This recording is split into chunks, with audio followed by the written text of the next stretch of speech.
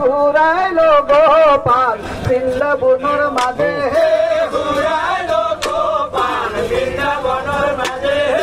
আনৰ বাছা ডাহাত দীঘল আমাৰ বাছা সৰু হে ঘূৰাইলো গোপাল বৃন্দাবনৰ মাজে জয়তে আছে সিংহ বেঘ্ৰত নগাঁও ভোগালী উৎসৱৰ লগত সংগতি ৰাখি আজি নগাঁৱৰ যি মাজমজিয়া মৰিকলং বিলত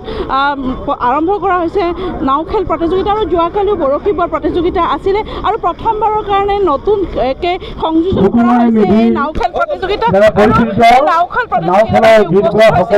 নগাঁও সন্তান আৰু গল্পকাৰ সাহিত্যিক সাংবাদিক মনোজ কুমাৰ গোস্বামী লগত আছে বিধায়ক ৰূপক শৰ্মা প্ৰথমতে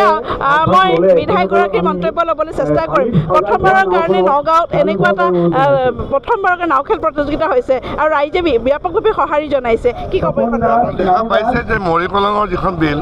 এইখন সুন্দৰকৈ নিৰ্মাণ কৰা হ'ল আৰু এতিয়া পৰ্যটকৰ আকৰ্ষণৰ স্থলী হ'ব ইয়াত ভৱিষ্যতে আমাৰ যিধৰণে আমাৰ নাও খেল ইয়াত নাৱৰ ব্যৱস্থা কৰা হ'ব কিন্তু এইবাৰ আমি পৰীক্ষামূলকভাৱে আমি নাও খেল প্ৰতিযোগিতা পাতিছিলোঁ লোকে লোকাৰণ্য দেখা পাইছে যোৱাকালি বৰশী বোৱা খুব সুন্দৰকৈ হৈ গৈছে গতিকে এই পৰম্পৰা খেল আমি প্ৰতি বছৰতে পাতি যাম আৰু লগতে আমাৰ এই যিখন মৰিকলঙৰ বিলৰ যিটো আমি সুন্দৰকৈ বনাইছোঁ তাতে পৰ্যটকৰ আকৰ্ষণৰ স্থলী হ'ব নিশ্চয়কৈ আমাৰ লগত সাংবাদিক মনোজ কুমাৰ গোস্বামী আছে তেখেতৰ মন্তব্য ল'বলৈ চেষ্টা কৰিম স্যাৰ আপুনি আহি প্ৰথমবাৰৰ কাৰণে আহি উপস্থিত হৈছে আৰু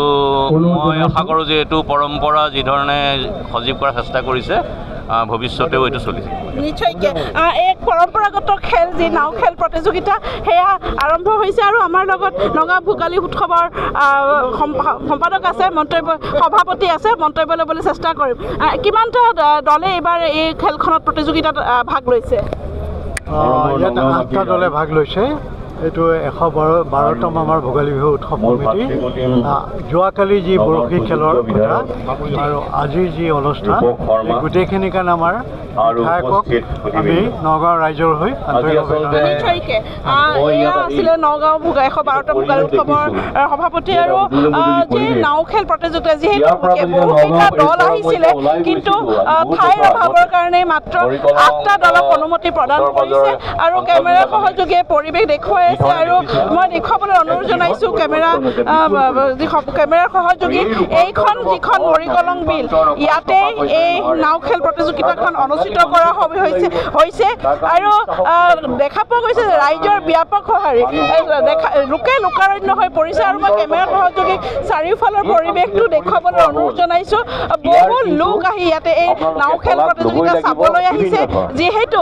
112তম ভোগালী উৎসৱৰ এইখন প্ৰথমবাৰৰ কাৰণে এনেকুৱা এটা নতুন পদক্ষেপ নতুন সংযোজন নাও খেল প্ৰতিযোগিতা আৰু যোৱাকালিও বৰশী বোৱা প্ৰতিযোগিতা হৈছিলে আৰু দেখা পোৱা গৈছিলে যে ৰাজ্যখনৰ লগতে ৰাজ্যৰ বাহিৰেও প্ৰায় 200ৰো অধিক